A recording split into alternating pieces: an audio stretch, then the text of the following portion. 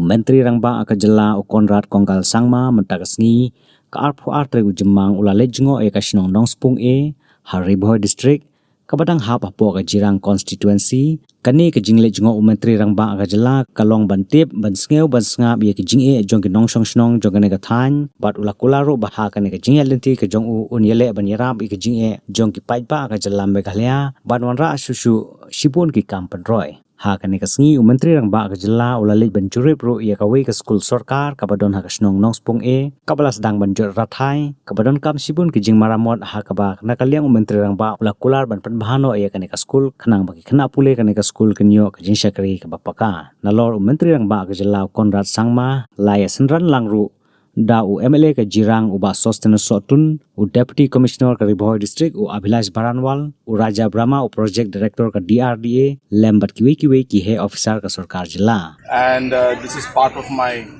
tour today of Jirang area along with our Honorable MLA, and we're visiting some of the areas and schools and villages just to meet the people and to understand different challenges that we're facing. Here in Nongspung village, as you can see behind me, there is a LP school and an SSA UP school,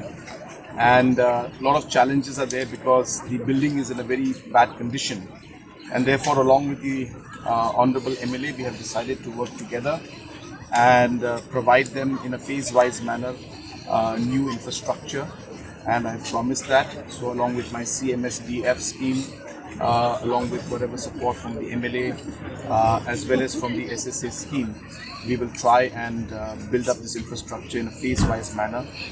at the earliest. Apart from that, of course, which I always have been doing, I believe that the students should be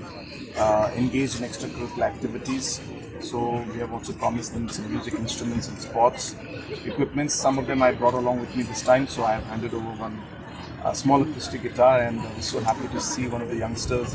in spite of not having any access to any instruments, so he still was able to pick up and play the different keys, and it's very encouraging, and I hope that I'll be able to give them more opportunities by providing them better equipments, music equipments in the future. But it is very nice to be here today. It's my first visit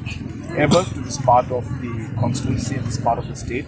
and I can see that there are a lot of challenges. We may not be able to resolve everything in one go, but hopefully our visit will at least give some relief and we'll be able to do some good for the people who are living in this area. Thank you.